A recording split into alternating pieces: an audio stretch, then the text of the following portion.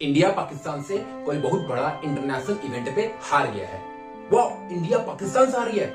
ये न्यूज हर जगह देखने को मिल रहा है। But let me tell you, पता है कौन से इवेंट की बात कर रहे हैं?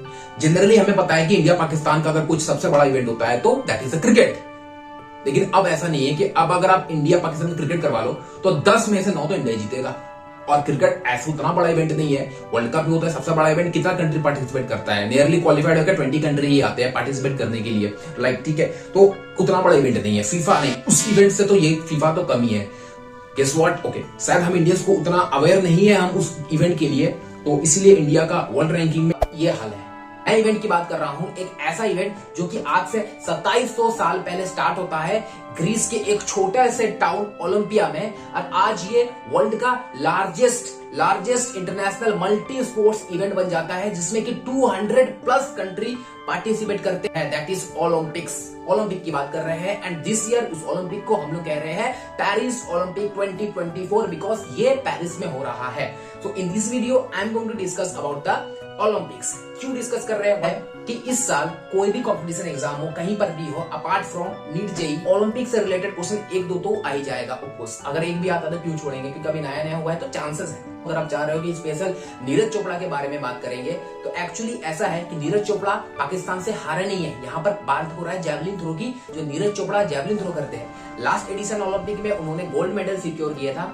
इस एडिशन में हाँ सिक्योर नहीं कर पाए गोल्ड मेडल, सिल्वर किए हैं। तो हारने का बात इसलिए हो रहा है क्योंकि गोल्ड मेडल इस बार जो कंट्री को मिला है दैट इज द पाकिस्तान।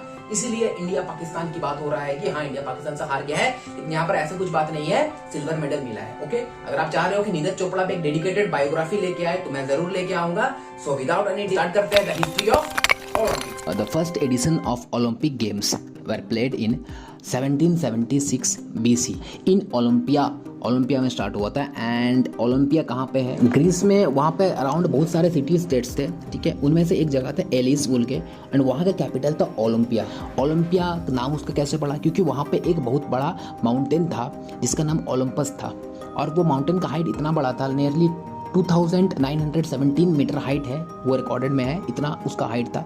और ये बिलीव था कि वहाँ के जो ग्रीक गॉड होते हैं, लाइक एक्चुअली ग्रीक मैथोलॉजी में 12 गॉड होते हैं, उनमें से एक गॉड जो है the king of the Greek God like juice, जिसका नाम ज्यूस है, तो उनके रिस्पेक्ट में, उनके ऑनर में वो गेम खेला जाता था वहाँ पे। और बिलीव था कि उस माउंटेन में ही उनके गॉड्स वहाँ पर रहते थे, तो इसलिए उस जगह का नाम ओलंपिया पड़ गया। एंड वहाँ पे एडिशनल एक सेंचुरी था जहाँ ज्यूस गॉड्स के मंदिर हुआ करते थे, और वहाँ पे ये इवेंट करवाया जाता था। ये एक इम्पॉर्टेंट गेम क्यों था? एक्चुअली क्या होता था कि वहाँ पे ग्रीस का मैप देख सकते हो, वहाँ पे आसपास काफ़ी सारे स्टेट्स थे, एंड उनके अराउंड, उनसे थोड़ा दूर में और भी स्टेट्स थे, जैसे रोमन एम्पायर भी थे उधर पे, ठीक है। तो यहाँ पर कंटिन्यूसली एक दूसरे पे स्टेट्स पे वॉर वगैरह होते रहता था। ग्रीस में आपस में भी वॉर होते रहता था, उसमें भी अलग अलग, जैसे एथेंस है, एलिस है, और भी बहुत है, ठीक है। तो वहाँ पर वॉर होता रहता था। तो जब ये गेम हुआ था, जब ये गेम स्टार्ट हुआ था, ओलंपिक जब स्टार्ट हुआ था, क्योंकि ये एक तरह का ट्रेडिशनल गेम था, लाइक इसमें भगवान इंक्लूडेड था कि हाँ भगवान के ऑनर पे गेम कर रहे हैं, तो ड्यूरिंग दिस गेम ये गेम रखा गया था ताकि इस गेम के दौरान कोई भी फाइट वगैरह ना करे। तो ये एक गेम बोल सकते हैं कि एक तरह का लाइक पीस को फैलाने के लिए, ठीक है, वॉर को रोकने के लिए एक तरह का ये किया गया था। अगर ये गेम जब हो रहा होता था तो कोई भी स्टेट्स, कोई भी कंट्री अगर किसी से भी फाइट कर रहे हैं तो ड्यूरिंग दिस गेम ये फाइट नहीं हो सकता था, इस तरह का फाइट कोई नहीं करता था। एंड यहाँ पर एक तरह का बोल सकते हैं कि सीज फायर हो जाता था कि हाँ गेम चल रहा है, हम लोग वॉर नहीं करेंगे। और क्योंकि भगवान को साक्षी मान के ये गेम होता था, तो इसीलिए कि ताकि हर कोई फेयर रहे, कोई भी चीटिंग ना करे। इनफैक्ट अगर मानिए कि वॉर स्टेट से कोई अगर आपके कंट्री पे आ रहा है खेलने के लिए, वैसे तो ज़्यादा कंट्री आते नहीं थे, आसपास के आते थे, मेनली टर्की, स्पेन, वहाँ से आते थे, तो आपको आने मिलेगा, आपको कोई भी तरह का रोक टोक नहीं होगा।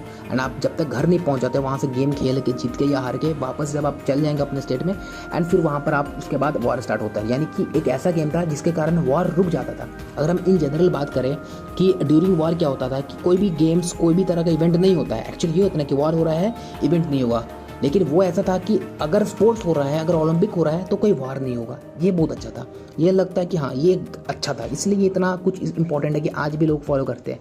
हालांकि अभी का सिचुएशन में ऐसा नहीं है। अभी का दिखा गया है कि अगर ओलंपिक चल रहा है एंड वर्ल्ड वॉर के टाइम पे ये ओलंपिक रुक गया था, इस चीज़ को एक्चुअली फॉलो नहीं किया गया है। लेकिन पुराने ज़माने में ऐसे होता था कि अगर ओलंपिक गेम चल रहा है तो वॉर नहीं होगा, लेकिन अभी उल्टा, अगर अभी वॉर चल रहा है ना तो ओलंपिक नहीं होगा, ठीक है। हम लोग मॉडर्न ओलंपिक में इसके बारे में बात करेंगे। तो स्टार्टिंग में तो उतना गेम होता नहीं था। स्टार्टिंग में एक्चुअली होता था कि एक ही इवेंट था, रेसिंग होता था, 200 मीटर का रेस था। पहला इवेंट जो था वो रेस हुआ एंड देन उसके बाद वो रेस खत्म हो गया। फर्स्ट रेस जो कि 1776 BC में था, तो उनका जो फर्स्ट, हम बोल सकते हैं कि फर्स्ट ओलंपिक चैंपियन थे वो ग्रीस में ही से ही थे, ठीक है। एंड उनका नाम था कैरोलियस ऑफ एलिस। 200 मीटर में रेसिंग में वो विनर थे। फिर ऐसा गेम चलता गया। पहले तो एक ही स्पोर्ट्स था कि सिंपल रनिंग था, ठीक है। एंड उसके बाद 4 साल में एवरी 4 ईयर्स पे ये गेम होता था। 4 साल बाद ये इवेंट होगा। लेकिन फिर क्या हुआ कि अगर मानिए कि एक ही इवेंट होगा, इतना 4 साल का इंतजार करेगा, फिर सब आया, एक रेसिंग किया, एक दिन में ख़त्म हो जाएगा। तो धीरे धीरे करके क्या हुआ कि इसमें और सारा गेम्स एडेड होते गया, लाइक रेसलिंग एकदम प्रॉपर था, क्योंकि इंसान को लड़ना झगड़ा ज़्यादा पसंद है, ठीक है। तो इसलिए रेसलिंग हुआ। उसके बाद एक हम लोग होता है पैनक्रेशन टाइप का गेम हुआ, जिसमें कि हम लोग बोलते हैं कि नहीं, ये open to fight like MMA type का गेम नहीं होता है, उस तरह का कि आप पूरा मार सकते हो, बस नोचना नहीं है, आँख नहीं निकालना है, इसके अलावा आप कुछ भी करो, पूरा मारो। तो इस तरह का फाइट बड़ा एंजॉय करते थे एंड इसलिए फेमस हुआ। बाकी और भी होता था, हॉर्स रेसिंग होता था, कैरेट रेसिंग होता था, तो ये सारा इवेंट होने लगा, तो इसलिए ये और भी पॉपुलर होने लगा। और इतना पॉपुलर था, सोचिए कि वो कम से कम 1200 तक चला, मतलब 12 सेंचुरीज तक वो गेम चला। कितना लंबा टाइम तक था। और वो गेम चलता गया और वो तब तक चला जब तक उसको कोई रोकने वाला नहीं आया। और रोकने वाला जब आया तो वो गेम बंद हो गया। कौन रोकने वाला आया? तो ओलंपिक जो पहली बार बैन हुआ, so Olympic were banned by the emperor Theodosius the first. वो एक तरह का हम बोल सकते हैं रोमन एम्पायर था, जो कि आया एंड ओवरऑल ग्रीस पे कैप्चर कर लिया। एंड फाइनली 393 AD पे वो परमानेंटली बैन कर दिया गया कि नहीं, ऐसा कुछ भी गेम नहीं होगा। इस तरह का कोई भी आपका पैगन फेस्टिवल इलीगल माना गया, ताकि क्रिश्चियनिटी को प्रमोट किया जाए। वैसे ही कोई ना कोई रूल करता गया ग्रीस को, एंड ग्रीस किसी न किसी के कंट्रोल में ही था। और जो लास्ट था that is the Ottoman empire, उसके कंट्रोल में था। होता क्या है कि हर चीज़ का एक बार एंडिंग होता है, ठीक है।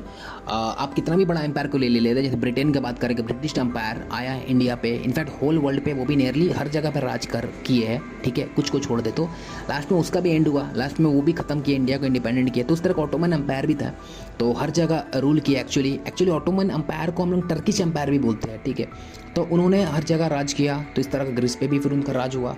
तो लेकिन माना जाता है कि लास्ट में आते आते, जैसे कि अगर हम बात करेंगे लेट 19th सेंचुरी के आसपास, लेट टाइप पे, नियरली वर्ल्ड वॉर 1 के बाद हम बात करें, तो ऑफिशियली ये ऑटोमन एम्पायर डिसॉल्व हो चुका था। ये सोचिए 13th सेंचुरी से चला हुआ आया एंड वर्ल्ड वॉर 1 तक ये एम्पायर था, ठीक है।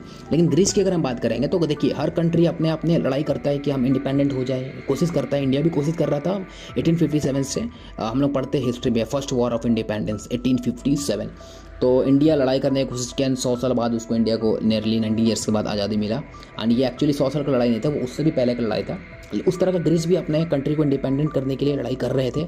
और ग्रीस अपने तरफ से डिक्लेयर कर देते हैं अपने इंडिपेंडेंस को from the Ottoman empire, that is on 25 March 1821। तो 25 मार्च 1821 को ग्रीस अपने आप को कहते हैं कि हाँ, हम आज़ाद हो चुके हैं ऑटोमन एम्पायर से। लेकिन ऑफिशियली इस डेट को एक्सेप्टेड नहीं किया गया है। एक्चुअली वॉर होते रहता है, ठीक है, वॉर होते रहता है और भी लड़ाई होता है। सो फाइनली क्या होता है कि एक्चुअली बोले तो 1832 के आसपास, मतलब कि नियरली 1821 से स्टार्ट होता है लड़ाई एंड 1832 पे ऑफिशियली अनाउंस होता है कि हाँ भाई, ये जो ग्रीस है वो आज़ाद हो चुका है ऑटोमन एम्पायर से। एक ट्रीटी साइन होता है, ट्रीटी ऑफ कॉन्स्टेंटिनोपल, एंड सितंबर 29, 1832 को ये ट्रीटी होता है एंड जिसके अकॉर्डिंग ऑफिशियली ग्रीस अब इंडिपेंडेंट हो चुका है फ्रॉम द ऑटोमन एम्पायर से भी, ठीक है। तो अच्छी बात है। सोचिए, ऑटोमन एम्पायर 1453 के अराउंड रूलिंग करना स्टार्ट किए थे, और कितना था 1832, 350 से ज़्यादा, 400 साल के अराउंड ये भी थे ब्रिटिश नहीं, ऑटोमन एम्पायर के कंट्रोल पे। तो ये काफ़ी ज़्यादा था। हर जगह ऐसे होता था पहले कि हर कंट्री कोई ना कोई किसी न किसी के गुलाम रहता ही था, ठीक है। तो ये तो हो गया। अब तो तब तक तो ओलंपिक में जो होता था उस टाइम तक सब बहुत पुराना बात हो गया, सारा कोई भूल गए होंगे या फिर याद रहे होंगे, तो फिर कर क्या सकते हैं। हमेशा दूसरा अगर राज रहा तो फिर हम कर नहीं सकते। तो उसके बाद फिर क्या हुआ, जब ग्रीस आज़ाद हुआ तो फिर ग्रीस के बड़े बड़े पोएट्स थे, ठीक है।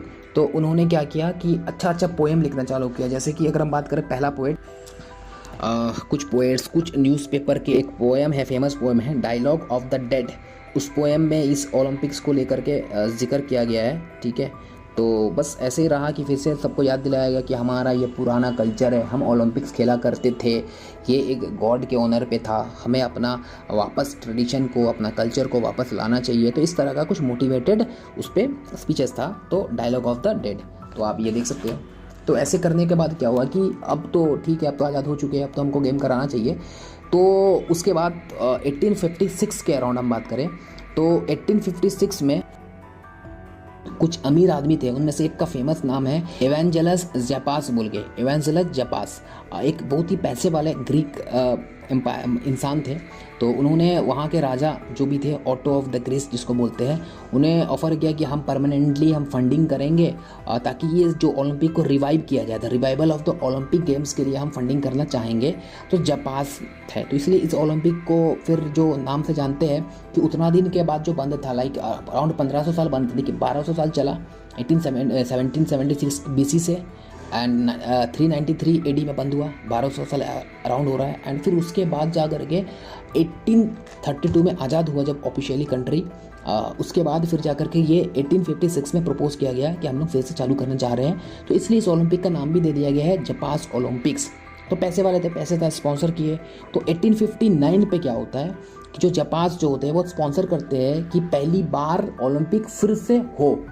अब ये ओलंपिक उस टाइम पे वर्ल्ड लेवल पे नहीं था, वो ग्रीस था, उसके आसपास के स्टेट्स पे हो रहा था, कुछ कुछ कंट्रीज के आदमी लोग आ पा रहे थे। तो उन्होंने स्पॉन्सर किया, उन्होंने पैसे दे करके वो पहले एक स्टेडियम बनाए, जिसके हम लोग अभी भी नाम से जानते हैं कि पैनाथेइक स्टेडियम बनाए। ठीक है, ये स्टेडियम का वीडियो देख सकते हो। और ये स्टेडियम बनाए और यहाँ पे प्रोमोट किया गया, एथलीट्स को सपोर्ट किया गया फ्रॉम ग्रीस, और अलग अलग ऑटोमन एम्पायर से भी यहाँ पे सारे एथलीट्स आए और ये पहला इवेंट काफ़ी सक्सेसफुल रहा। ठीक, उसके बाद और भी इवेंट हुआ 1870 में, 1875 में भी इवेंट हुआ, और वो इवेंट इतना सक्सेसफुल था 1870 वाला इवेंट, नियरली 30,000 पीपल वहाँ अटेंड किए थे। तो ये काफ़ी एक सक्सेसफुल इवेंट था। तो फिर से ये इवेंट होता गया, लेकिन अभी भी वो इंटरनेशनल रिकॉग्नाइजेशन इसको नहीं मिला था। मतलब ठीक है, वो ग्रीस का ही था, वहीं पर हो रहा था, तो ये सक्सेस भी था क्योंकि वहीं का इवेंट था, ये तो ठीक था। और वहीं अगर सेम जगह बात करें, सेम टाइम की बात करें कि एक अलग जगह, जैसे हम बोल सकते हैं कि इंग्लैंड में, लाइक ब्रिटेन में, तो यहाँ पर और ओलंपिक पैरेलली ये चालू हो गया था, जिसको हम लोग बोलते हैं वेनलॉक ओलंपिक्स। वेनलॉक ओलंपिक्स की अगर बात करेंगे तो इन 1850 कुछ वहाँ के रूलर इंग्लिश मैन जो थे वो डिसाइड किए कि हम लोग भी एक तरह का और ऑर्गेनाइज करेंगे ओलंपिक स्टाइल का। इनमें से एक फेमस नाम आता है डॉक्टर विलियम, ठीक है, डॉक्टर विलियम ब्रुक्स का नाम आता है। तो उन्होंने काफ़ी सारा एफर्ट किया एंड और भी डॉक्टर्स के साथ ग्रुप बना के वहाँ इवेंट होता रहता था। इसलिए एक ओलंपिक आता है वेनलॉक ओलंपिक्स, एक इंटरनेशनल लेवल पे नहीं था। जापास ओलंपिक जो हमने पढ़ लिए थे दोबारा से स्टार्ट हुआ ग्रीस पे, तो ये 2 ओलंपिक था। और एक्चुअली अगर हम बात करेंगे जापास ओलंपिक शायद नहीं होता है, लेकिन अभी तो वेनलॉक ओलंपिक जो है, जो कि इंग्लैंड में स्टार्ट हुआ ब्रिटिश अंपायर के अंडर में, वो आज भी होता है। 2021 में भी वो ओलंपिक्स हुआ था, हालांकि वो इंटरनेशनल ओलंपिक नहीं है।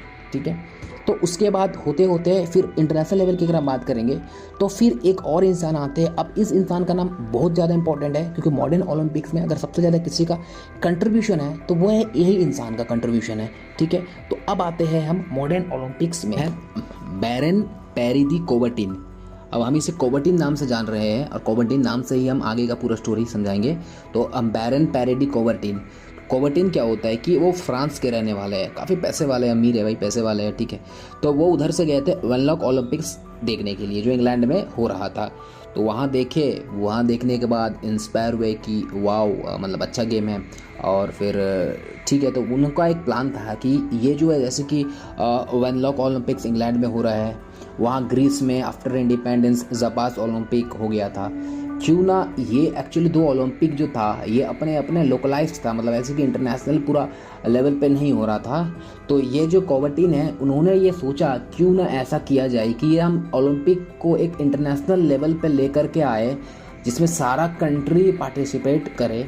तो ये उनका एक आइडिया था, और पैसे वाले का आइडिया भी सब सुनता है। ठीक है, तो ये एक आइडिया था, और वहीं से इस आइडिया से स्टार्ट होता है इंटरनेशनल ओलंपिक मूवमेंट स्टार्ट होता है। ठीक है, तो एक्चुअली ये जो वेनलॉक ओलंपिक्स है वो 1850 में स्टार्ट हुआ था।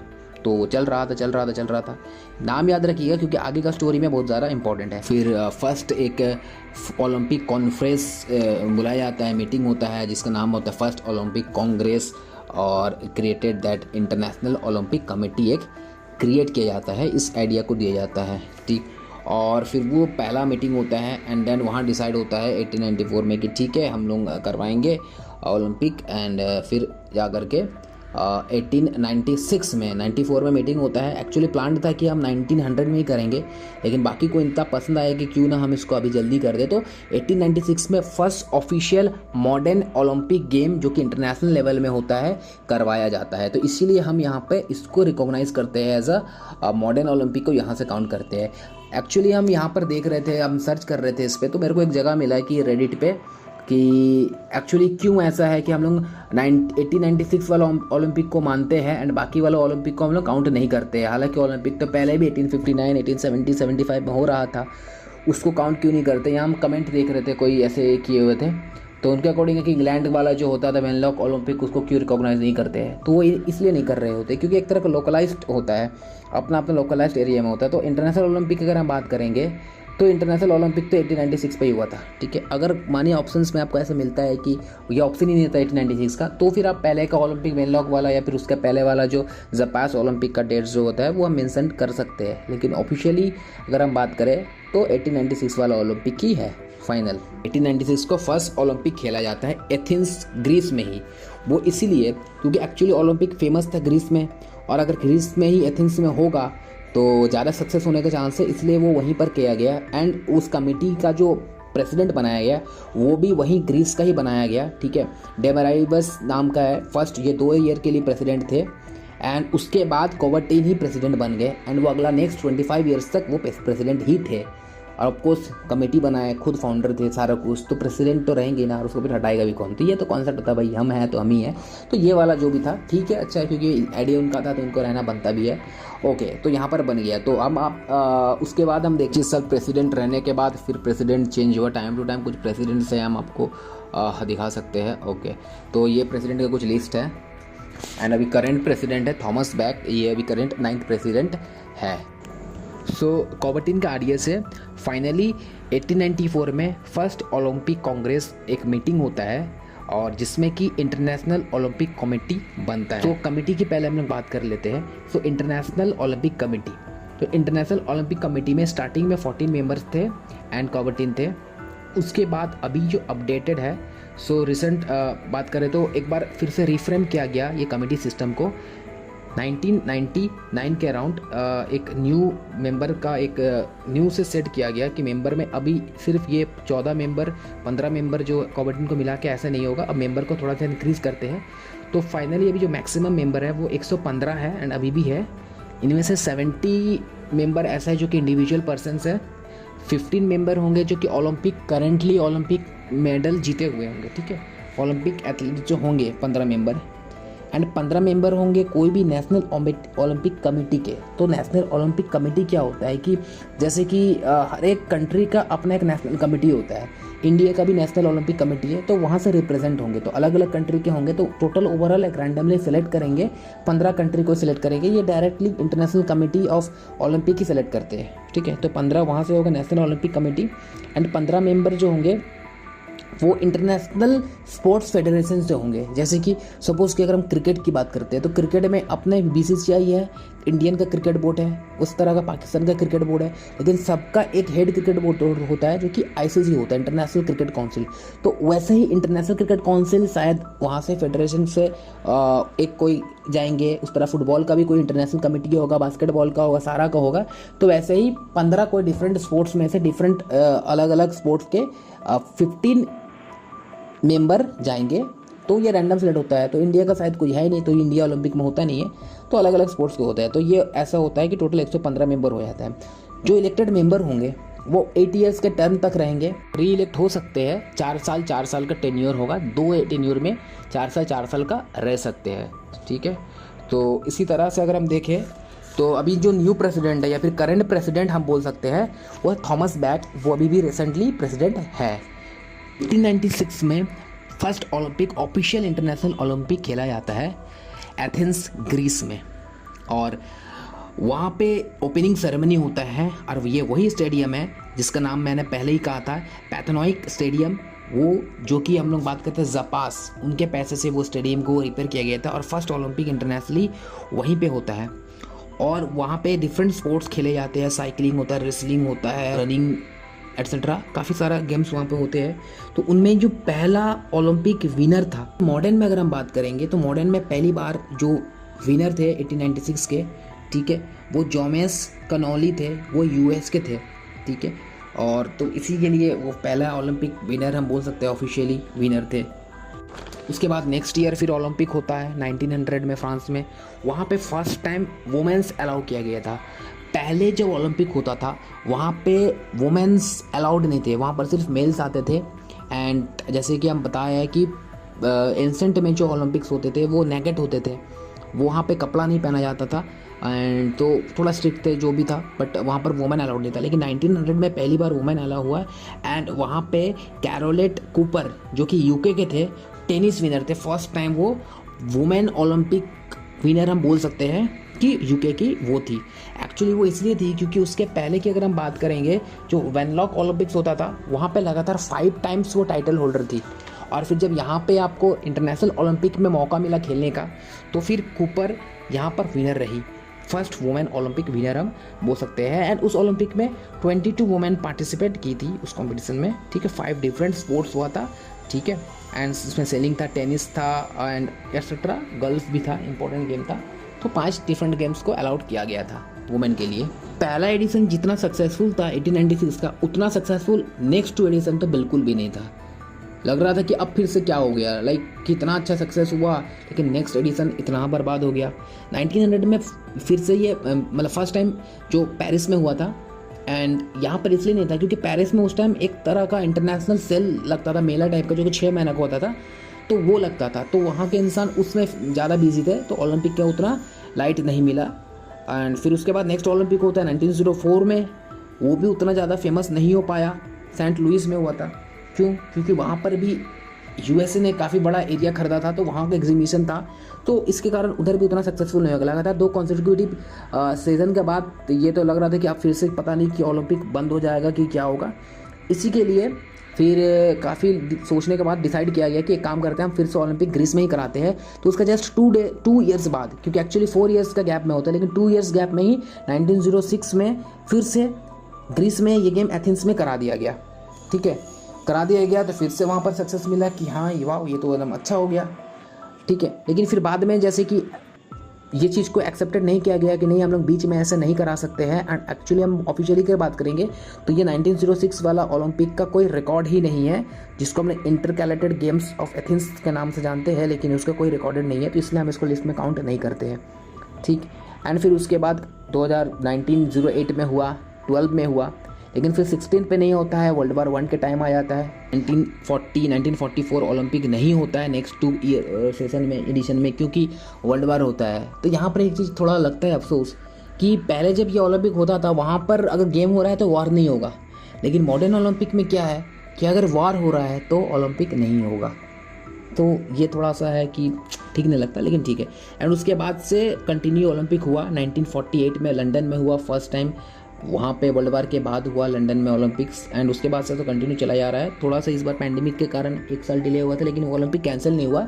और टोक्यो 2022 ओलंपिक हुआ जो कि सब उसमें पार्टिसिपेट किए थे। सो ओलंपिक ऑफिशियली 4 डिफरेंट कैटेगरीज का होता है, 4 टाइप्स का होता है हम बोल सकते हैं। इन जो ओलंपिक होता है वो नंबर 1 समर ओलंपिक होता है। और समर ओलंपिक जो अभी भी ओलंपिक चल रहा है वो समर ओलंपिक है, पेरिस 24 समर ओलंपिक है, ठीक है।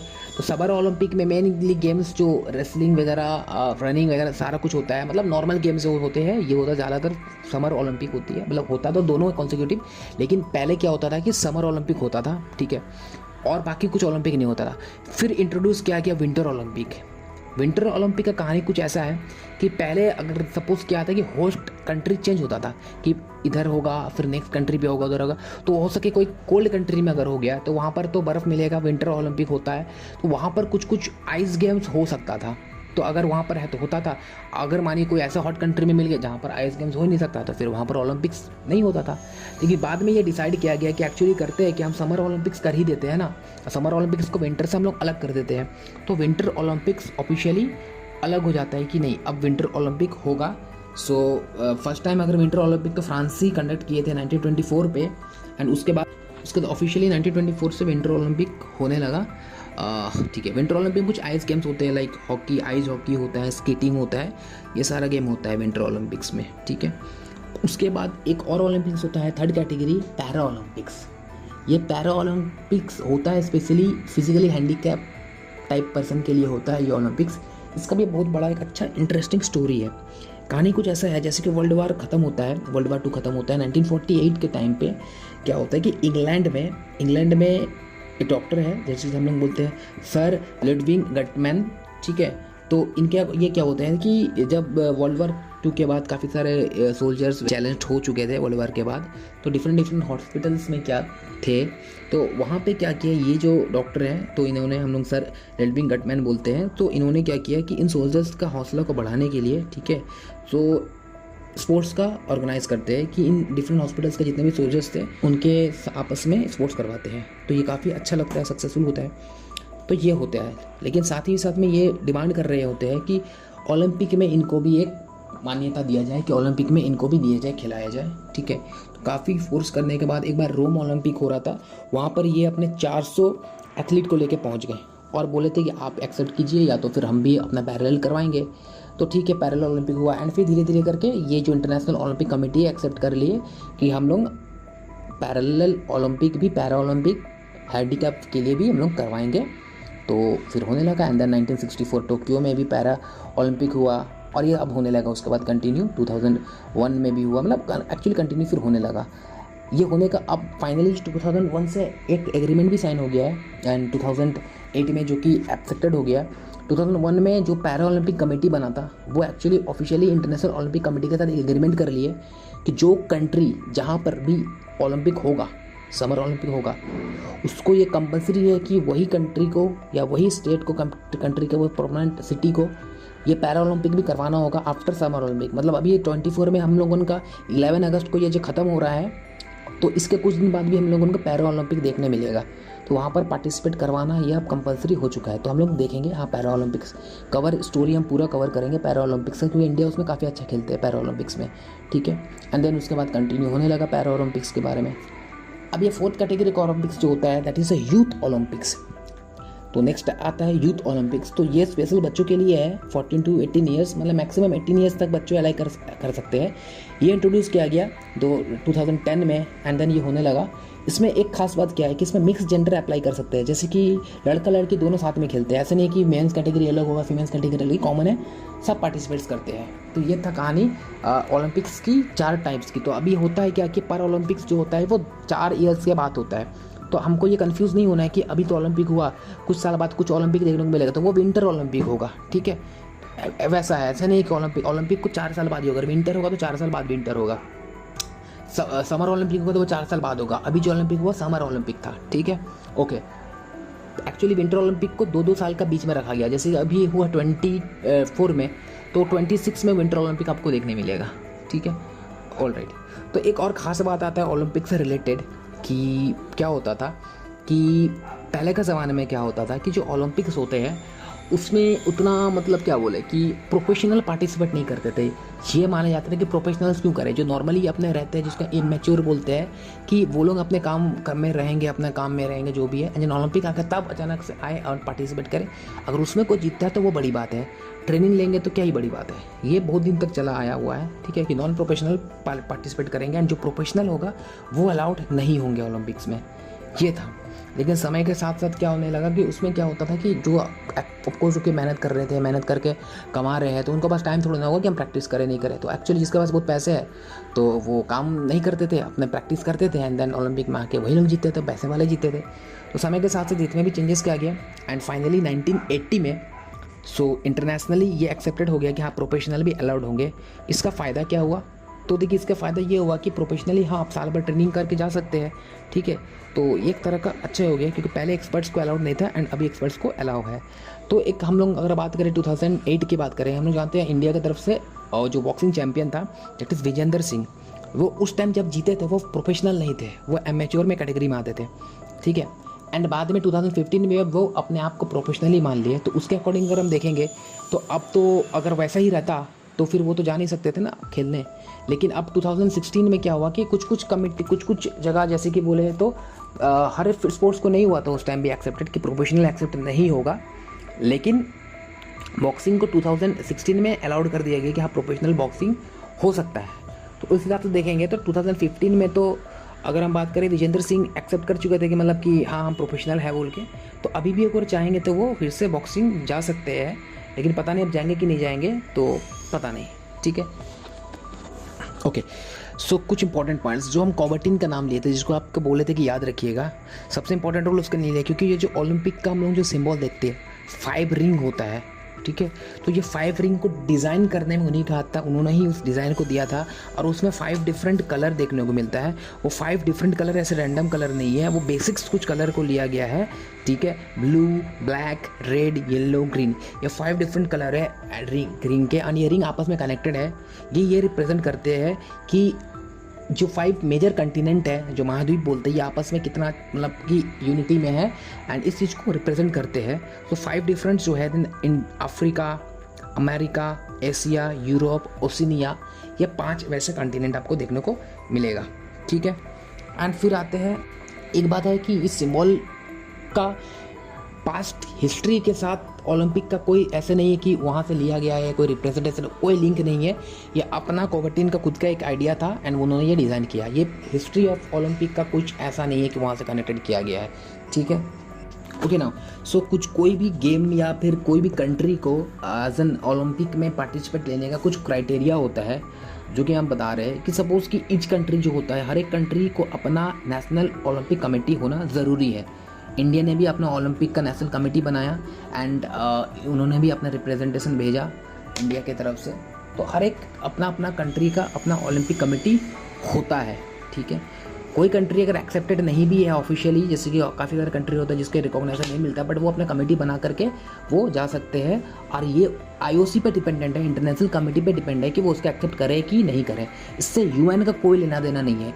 इंटरनेशनल ओलंपिक कमेटी UN का कोई भी पार्ट नहीं है, वो एक डिफरेंट बॉडी है, उस पर UN का कोई कंट्रोल नहीं चलता, क्योंकि IOC का की रूल है कि उसमें कोई भी पॉलिटिकल इंटरफेरेंस, कोई भी कमर्शियल, पॉलिटिकल या रिलीजन इंटरफेरेंस नहीं चाहिए, तो इसलिए वो अलग बॉडी है, ठीक है। प्रेजेंटली अगर हम बात करेंगे 200+ कमेटी है उसमें, जो एक रीज़न है कि इस साल पेरिस ओलंपिक्स में 206 कंट्री ने पार्टिसिपेट लिया है, तो एक वो अच्छी बात है। नेशनल ओलंपिक कमेटी जो है वो आपको इंटरनेशनल स्पोर्ट्स का फेडरेशन से रिकॉग्नाइज होना चाहिए। जो नेशनल ओलंपिक कमेटी होता है अपने अपने कंट्री का, उसका कुछ रूल है कि उनके वो जो कमेटी बना हो वहाँ पर 5 डिफरेंट स्पोर्ट्स के फेडरेशन से मेंबर होना चाहिए। सपोज कि अगर हम बात करेंगे कि नेशनल ओलंपिक कमेटी है इंडिया का, तो वहाँ में एक मेंबर फुटबॉल अगर जा रहा है खेलने के लिए तो फुटबॉल फेडरेशन से होना चाहिए, अगर शूटिंग में जा रहा है तो शूटिंग फेडरेशन से भी वहाँ पर मेंबर होना चाहिए। तो अगर इंडियन ओलंपिक कमेटी बन रहा है तो वो 5 मिनिमम 5 डिफरेंट मेंबर से वहाँ पर होना चाहिए मेंबर्स, तो ये एक है। और वो जो 5 डिफरेंट मेंबर है, सपोज कि अगर हम बात करेंगे कि BCCI का, तो BCCI ICC से रिकॉग्नाइज है ना, BCCI को ICC मानता है ना, तो वैसे भी होना चाहिए। ऐसे नहीं कि अगर हम बॉक्सिंग की एक कमेटी बना लिए और फिर हम उसको जा करके इंडियन नेशनल ओलंपिक कमेटी के साथ मर्ज कर दिए, और मेरा बॉक्सिंग कमेटी अपने आप में इंटरनेशनल बॉक्सिंग कमेटी के साथ कोई रिकॉग्नाइजेशन में है ही नहीं, तो फिर वो नहीं हो सकता। मतलब अगर कमेटी है, कोई नेशनल स्पोर्ट्स का कमेटी है, आपका फेडरेशन है, तो वो इंटरनेशनल से भी अप्रूव्ड होना चाहिए, तब जा करके आप अपने नेशनल ओलंपिक कमेटी में अप्लाई कर सकते हो। तो इस तरह का आपको नेशनल ओलंपिक कमेटी में 5 मेंबर चाहिए। और जो नेशनल ओलंपिक कमेटी बनेगा वो ना तो कोई भी प्रॉफिट ऑर्गेनाइजेशन करवा सकता है, लाइक कुछ भी इवेंट, जैसे कि अगर हम BCCI की बात करें, BCCI क्रिकेट फेडरेशन है, ठीक है, वो IPL करवाता है। लेकिन अगर हम बात करेंगे कि नेशनल ओलंपिक कमेटी, क्या वो कभी इस तरह का टूर्नामेंट करवाते हैं अपने सेल्फ प्रॉफिट के लिए, तो ये अलाउड नहीं है, ठीक है। तो ये कुछ रूल्स है ओलंपिक कमेटी का, इंटरनेशनल ओलंपिक कमेटी का, तो इसको फुलफिल करना चाहिए। और उसके बाद होता है कि कौन सा कंट्री में हो रहा है, जैसे कि अगर हम बात करें कि अभी पेरिस ओलंपिक की बात कर रहे हैं, फिर टोक्यो ओलंपिक की बात करते हैं, Europe, London, Los Angeles Olympic की बात करते हैं। तो इस साल ओलंपिक हुआ, समर ओलंपिक पेरिस में हुआ, तो नेक्स्ट 2028 में कहाँ पे होगा, लॉस एंजलिस में होगा, ठीक है। एंड 2032 में कहाँ पे होगा, ब्रिस्बेन ऑस्ट्रेलिया, वाओ, वहाँ पे होगा ओलंपिक। तो ऐसा कैसे हो जाता है, कोई भी कंट्री में अभी से बुकिंग पिछला अगले नेक्स्ट 8 साल का बुकिंग चल रहा है। अभी इंडिया ओलंपिक सुने, ऐसे क्यों नहीं सुने, क्या रीज़न है कि हम लोग ऐसा ओलंपिक नहीं देख रहे, इंडिया ओलंपिक होस्ट नहीं करा सकता। तो कर सकता है। एक्चुअली अगर हम बात करेंगे तो ये कोई कंट्री डिपेंड नहीं करता है कि कौन सा कंट्री होगा, ये एक्चुअली पर्टिकुलर सिटी डिसाइड करता है कि हाँ इस सिटी में होगा। तो यहाँ पर एक्चुअली गवर्नमेंट का भी कोई इंटरफेरेंस होता नहीं है। According to International Olympic Committee की बात करेंगे तो वो कोई कंट्री को रिकॉग्नाइज नहीं करते हैं, वो कोई प्रॉपर सिटी को बात करते हैं कि इधर कर सकते हैं कि नहीं कर सकते हैं, ऐसे होता है। लेकिन ऑफकोर्स अगर आपको सपोज मेरे को अगर करना है मुंबई शहर में तो आपको गवर्नमेंट से परमिशन तो ऑफकोर्स लेना ही होगा ना। लेकिन कमेटी का मानना है, इंटरनेशनल कमेटी की, कि आपको गवर्नमेंट से कोई लेना देना नहीं है, आपको सब कुछ मैनेज करना होगा, आपको सबका सिक्योरिटी देखना होगा, आपको सब कुछ करना होगा, यह बात है। और भी बहुत सारे रीजंस है कि इंडिया में ओलंपिक क्यों नहीं होता है, क्यों इंडिया ओलंपिक में इतना पीछे है। हम नेक्स्ट वीडियो में कभी हम बात करेंगे, इसका बहुत सारा क्राइटेरिया होता है जो शायद इंडिया फुलफिल कर नहीं पा रहा हो, और या तो कुछ पॉलिटिक इशू भी है, पता नहीं क्या है। बट हाँ, हम आपको नेक्स्ट वीडियो में डिटेल आपको बता देंगे कि एक्चुअली होता क्या है। होप आपको हिस्ट्री ऑफ ओलंपिक इंटरेस्टिंग और इन्फॉर्मेटिव लगा होगा। कोई जगह मिस्टेक हो गया हो तो सॉरी, काफ़ी ज़्यादा रिसर्च किए हैं और फिर जाकर ये वीडियो बनाए हैं। पसंद आया होगा तो प्लीज़ लाइक कीजिएगा, इससे मेरे लिए फ़ायदा होगा, और चैनल को प्लीज़ सब्सक्राइब कीजिएगा। मेरा कुछ नेक्स्ट वीडियो है उस ओलंपिक रिलेटेड हम ले आएंगे, इंडियन का जर्नी एंड देन कि इंडिया पर ओलंपिक क्यों नहीं हो सकता, बहुत सारा कुछ है इस पे ले आएंगे। And few super stars like Mary Kom, ये नहीं असली वाला, नीरज, एंड हम ले आएंगे कुछ सारा इसके बारे में। तो उम्मीद है कि आपको पसंद आया होगा। लाइक कीजिए, सब्सक्राइब कीजिए, एंड चलो बाय।